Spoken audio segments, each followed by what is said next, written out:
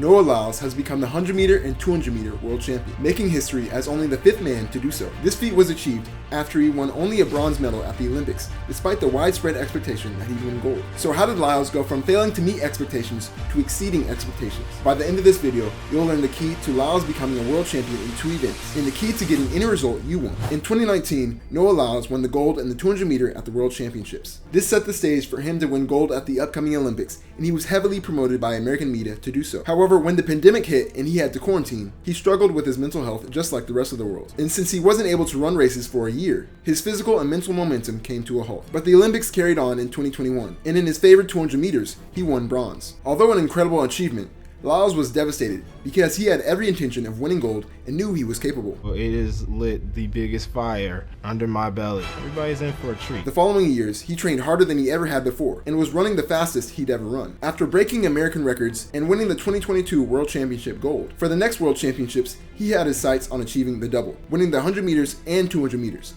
A feat that only a few athletes in history had done. In every interview leading up to the 2023 World Championships, Lyles stated that his goal was aiming for the double. When the championships arrived, Lyles started strong by shocking the world and actually winning the 100 meters, which wasn't even his best race. But he still had work to do in the 200 meters to complete the double. In the 200 meter race, it didn't take long before he separated himself from his competitors and crossed the finish line first, completing the double and becoming the first American man to do so. So how did Lyles go from not achieving what he wanted to achieving exactly what he set out to do? After what happened in Tokyo, I don't believe in deserving to win anymore.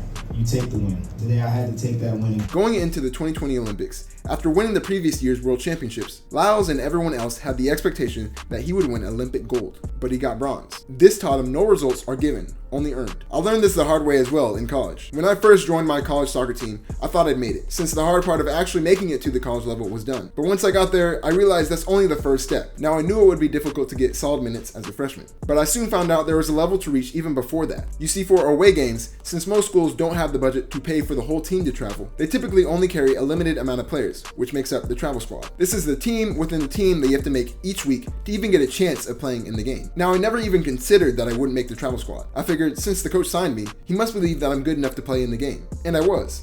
But I still had to show that in preseason. So in preseason, when I thought we were just working out and preparing for the season, our coach was evaluating everything we did. When it was time for our first away game, our coach called out the travel squad, and my name didn't get called. I thought there was a mistake, like surely he just forgot to call my name. In my head, I was just as good as some of the other players he had called, but I realized maybe I didn't show it. I hadn't really done anything noteworthy that would have warranted me a spot on the travel squad. I didn't do incredible in the fitness tests. In training, I was still gaining my confidence, and I hadn't performed as well as I wanted in the preseason scrimmages. After I didn't make the cut for the first travel squad, although I worked hard and tried to clean up my shortcomings, it was a long, painful rest of the season, as I never really got another chance to prove myself. But you can avoid me and Lyles' heartbreak with this understanding. Just because I won it 2 years in a row does not mean that it belongs to me. No one deserves a thing. Or maybe you do, but that doesn't mean you'll get it. Everyone in that championship race was there because they had a chance of winning. And I bet everyone in that race believed they could and would win. But the one who actually wins is the one who earns it. Results aren't given, they're earned, for better or for worse. To eliminate the loser's mindset of feeling like you deserve to win or achieve a certain result, at the end of each competition, reflect on why you earned that certain result. If you performed well and achieved the result you wanted, determine what you did in preparation